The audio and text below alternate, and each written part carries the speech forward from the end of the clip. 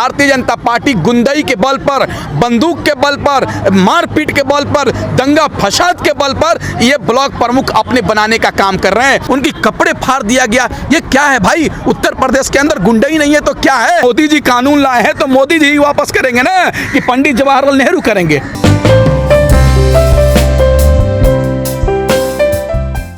पंचायत चुनाव में कौन बोल दिया कि भारतीय जनता पार्टी जीत गई है?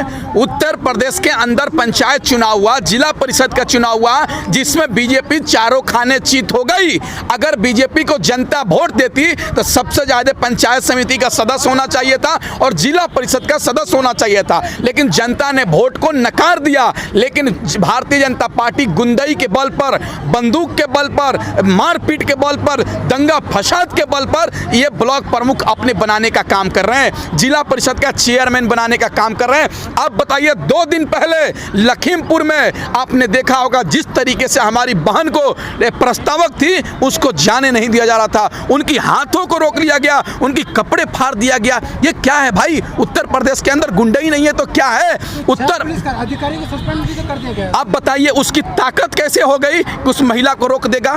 जो नॉमिनेशन करने, पर्चा दाखिल करने जा रहे हैं, भारतीय जनता पार्टी के नेता रोक रहे हैं, क्या उनको गिरफ्तारी हुई? आपने देखा होगा उत्तर प्रदेश के अंदर एक विपक्षी पार्टी का ब्लॉक प्रमुख के लिए नॉमिनेशन करने जाता है, पर्चा दाखिल करने जाता है, उसको किडनैप किया जाता है पुलिस के सामने, उसको मारा जाता है पुलिस के सामने। कैसे हो जा रहा है? ये समझ लीजिए कि उत्तर प्रदेश का मुख्यमंत्री ही गुंडा है तो गुंडई करेगा ही, स्वाभाविक है।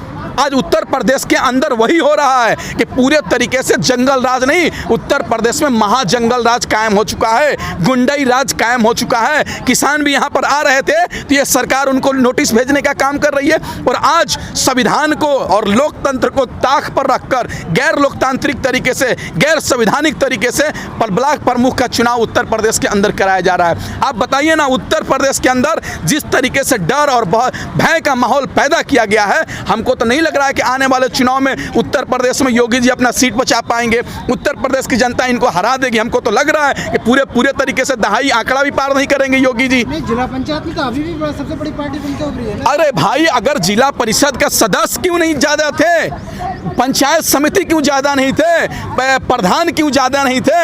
ये तो उत्तर प्रदेश की जनता ने वोट नहीं दिया।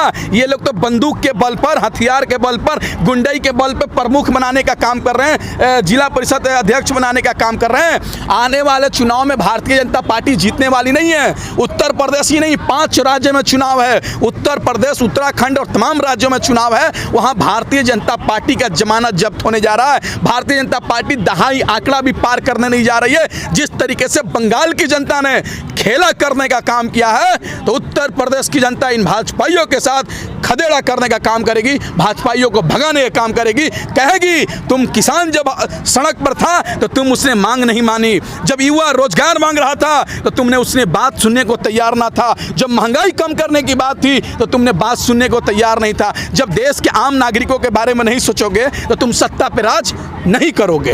उत्तर प्रदेश के अंदर और देश के तमाम हिस्सों में जहां भी चुनाव होगा तहां भारतीय जनता पार्टी चुनाव हारेगी। इस बात को आप मान लीजिए। आने वाले 2022 में उत्तर प्रदेश के अंदर और तमाम राज्य के अंदर भारतीय जनता पार्टी चुनाव हारेगी और 2024 के अंदर में भारतीय जनता पार्टी चुनाव हारेगी। देश से बीजेपी का नामो निशान मिटने जा रहा है, क्योंकि जिस तरीके से डर है, भय का माहौल पैदा किया गया है, उत्तर प्रदेश की जनता माफ नहीं करेगी। एक बात सुनिए ना, राफेल घोटाले को छुपाने के लिए, राम मंदिर के चंदा घोटाला को छिपाने के लिए मंत्रिमंडल को विस्तार किया गया है। एक बताइए ना, जब इंजन ही खराब है तो डब्बा बदलने से क्या होगा? जब सेनापति ही खराब है, नकारा है, आवारा है, तो सेना बदलने से क्या होगा? मोदी जी आप इस्तीफा दे दीजिए, हमारा देश बच जाएगा। जो देश का प्रधानमंत्री इस्तीफा दे देगा, हमारा देश अपने आप आर्थिक व्यवस्था से आगे बढ़ जाएगा, जीडीपी बढ़ जाएगा। मोदी जी इस्तीफा दीजिए, हमारा देश बच जाएगा। तो क्या प्रधानमंत्री के इस्तीफा देने से समाधान हो जाएगा समस्या? बिल्कुल। ये सरकार 7 वर्ष के अंदर जिस तरीके से एक भी काम नहीं करने का काम किया जनहित के मुद्दे पर, ये तो हम लग रहा है कि ये सरकार इस्तीफा देगी, अगले सरकार बनेगी जो देश के आम नागरिकों के बारे में सोचेगी, किसानों के बारे में सोचेगी, युवाओं के रोजगार के बारे में सोचेगी, महिलाओं के सुरक्षा के बारे में सोचेगी, देश के जीडीपी अर्थव्यवस्था के बारे में सोचेगी, तो ये थोड़ा सा खुशहाल हो गया देश। अच्छा, ये आप ये बताइए कि किसान अपनी समस्या का समाधान चाहता है कि सरकार को बदलना चाहता है? एक बात बताइए, सरकार किसने कानून लाया? ये कानून किसने लाया? मोदी जी ने लाया। तो मोदी जी से कह रहे हैं कि ये कानून वापस कर दो, वापस कर दो, वापस कर दो, तो नहीं कर रही है तो हम सरकार वापस कर देंगे, दूसरी सरकार को सत्ता में बैठाएंगे, वो सरकार ये कानून वापस कर देगी। अरे भाई, मोदी जी कानून लाए हैं तो मोदी जी ही वापस करेंगे ना, कि पंडित जवाहरलाल नेहरू करेंगे? बिल्कुल करेगी। नहीं करेगी उसको भी सत्ता से उखाड़ फेंकने का काम करेंगे। नहीं, एक बात सुनिए ना, अगर वो लाती है नहीं पूरा करेगी तो फिर सत्ता बदल देंगे। अरे भाई, सत्ता से हम नहीं हैं, सत्ता हमारी से सत्ता है, इस बात को मानिए।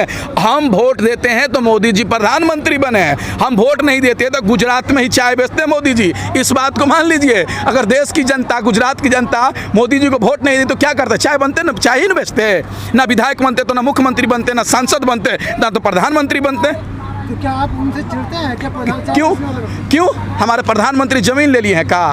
हमारा प्रधानमंत्री खेत जोत दिए हैं कहा कि उनसे हम चिढ़ेंगे? देखिए, प्रधानमंत्री से हमारा व्यक्तिगत कोई दुश्मनी नहीं है।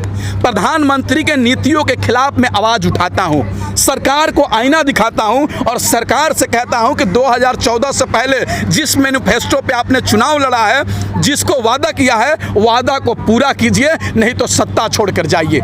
उन्होंने कहा था कि हर साल 2 करोड़ रोजगार देंगे, महंगाई कम करेंगे, डीजल पेट्रोल का दाम कम करेंगे, सिलेंडर गैस का दाम करेंगे, देश का आर्थिक हालात ऊपर करेंगे, जीडीपी को आगे बढ़ाएंगे। ये सब पूरा करो, हम तुमसे सवाल नहीं करेंगे। अच्छा, एक तरफ किसान अपनी मांगों पर अड़े हुए हैं, दूसरी तरफ सरकार अपनी अडिग है, वो मिलना तैयार नहीं है, तो क्या मूंछों का सवाल बन जाएगा? नहीं, मूंछ का सवाल नहीं है, ये किसानों का खेत की बात है, किसानों के अनाज की बात है। देश के जो प्लेट, देश के आम नागरिकों के प्लेट में खाना जाता है, रोजी रोटी की बात है।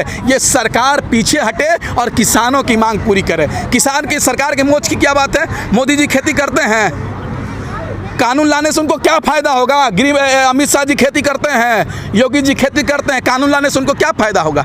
इस कानून से अगर किसानों को फायदा ही होगा, अगर अच्छा कानून रहेगा तो चाचा का फायदा होगा, चाचा को फायदा होगा। लेकिन ये कह रहे हैं कि हमको कानून नहीं चाहिए, तो वापस कर दीजिए भाई। आप हमको 10 रुपए दीजिएगा तो मैं क्या बोलूँगा? थैंक यू बोलूँगा। हम नहीं लेना चाहें तो आप कैसे ज़बरदस्ती देंगे क्या? ये सरकार कह के, किसान कह रहे कि हमको कानून नहीं चाहिए, तो नहीं चाहिए, आप वापस कीजिए। एक बात बताइए, देश में 2 तरह के ये है, एक सरकारी हॉस्पिटल है, एक प्राइवेट हॉस्पिटल है। तो सरकारी हॉस्पिटल में बेहतर इलाज होता है या प्राइवेट हॉस्पिटल में बेहतर इलाज होता है? आप हमको बताइए।